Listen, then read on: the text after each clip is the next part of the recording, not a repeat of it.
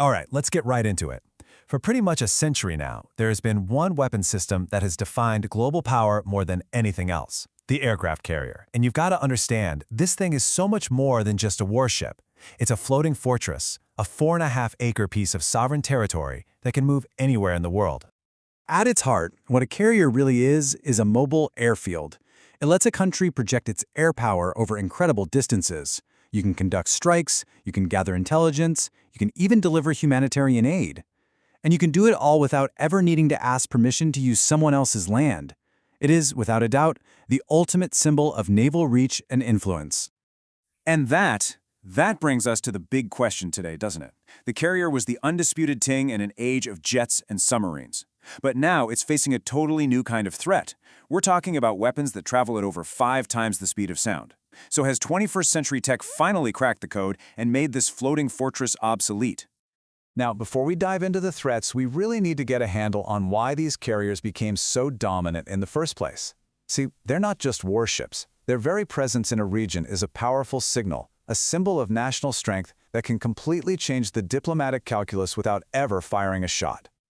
So what's the magic formula here? Well, it boils down to this amazing combination of advantages. First, you've got unmatched mobility. Unlike a land base, you can't just pre-target it on a map. That mobility gives it incredible operational reach, letting it shape events thousands of miles away. And then there's its flexibility. I mean, this thing is just as valuable in a disaster relief mission as it is in an all-out war. Put all that together, and you get one powerful deterrent that makes any potential adversary think very, very carefully. But here's the flip side. When you're that dominant, you get a giant target painted on your back.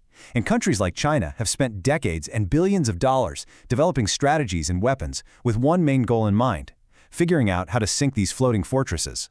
And the core of that strategy is a concept called anti-access/area denial, or A2/AD. The best way to think about this is like a giant defensive bubble. The idea is to use long-range missiles, subs, and advanced surveillance to make it way too dangerous for an enemy fleet, especially a carrier strike group, to get anywhere close enough to do its job. For China, this whole strategy was really born out of the 1996 Taiwan Strait crisis, when they felt totally powerless against American carriers operating right off their coast. But look, hitting a ship moving at 30 knots in the middle of a massive ocean is unbelievably hard. It takes this incredibly complex process they call a kill chain. First, you have to find the carrier using a whole network of satellites and long-range radars. Then, you have to fix its position and track it. Next, you target it, which means sending real-time updates to your missiles while they're flying hundreds of miles. And finally, you strike, usually with a huge coordinated volley of missiles designed to just overwhelm the ship's defenses.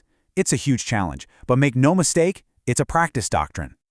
And these are the tools designed for that final deadly step. China has built an entire family of so-called carrier-killer ballistic missiles. The DF-21D, that's the original, made to hit carriers operating inside the first island chain.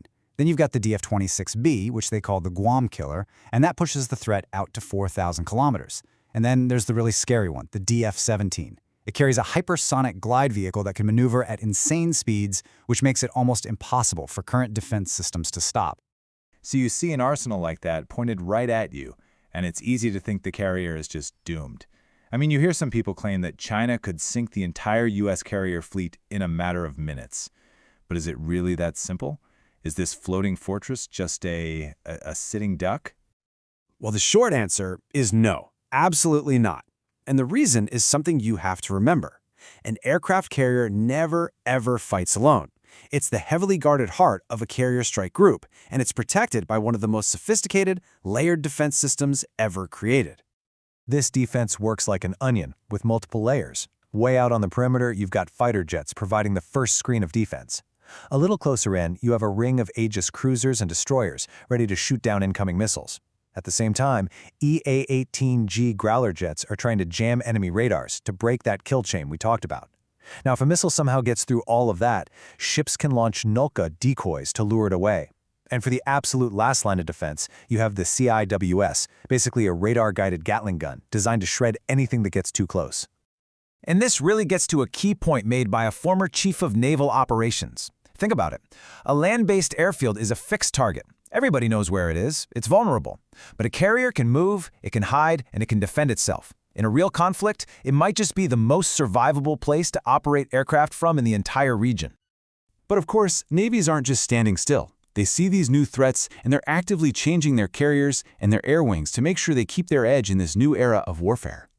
One of the biggest game changers is in launch technology. You know, a lot of older carriers use a ski jump ramp, which really limits how heavy a plane can be when it takes off. But the newest American and Chinese carriers are using something called an electromagnetic aircraft launch system, or EMALS.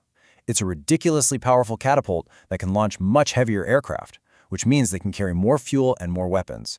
Plus, you can launch them way faster. We're also seeing this totally radical new idea starting to take shape, the drone carrier.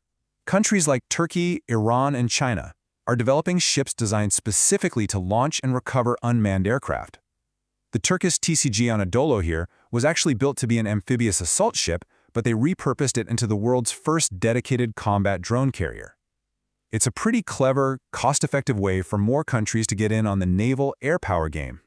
Now, the U.S. Navy is going with more of a hybrid approach. The plan isn't to replace their manned fighter jets, but to team them up with drones.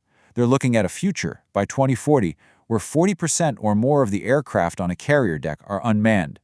A key part of this is the MQ-25 Stingray, which is a refueling drone. It'll extend the range of the manned fighters by a huge margin, which lets the carrier itself stay farther away from all those threats. But for all this incredible futuristic technology, these massive titans of the sea are facing one enemy they simply cannot beat. An enemy that's relentless, unforgiving, and completely unavoidable. Time itself. A U.S. nuclear-powered carrier is built to last for 50 years. And that's not a suggestion. That lifespan is designed around a single, massive, multi-year overhaul that happens right at the 25-year mark to refuel the nuclear reactors. After that, the clock is well and truly ticking. And the problems that come with old age are just immense. I mean, 50 years in saltwater causes unbelievable wear and tear. The original electrical systems can't even begin to handle the power demands of modern electronics. And then there's the problem of just finding spare parts. A former officer from the USS Enterprise told a story about an elevator that was always broken simply because the company that made the parts went out of business decades ago. So trying to extend the carrier's life isn't just hard, in some cases it's physically impossible. And this looming reality of an aging fleet, well, it creates a potential window of opportunity for rivals who are busy investing in all those next-gen weapons and drone carriers we were just talking about.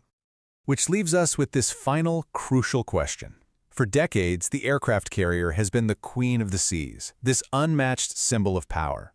But as these new threats pop up and these titans get older, you have to wonder, does the future of naval warfare belong to the biggest, most powerful ship, or does it belong to a smarter, more distributed swarm of smaller, unmanned systems? The answer to that is going to decide who rules the waves for the next century.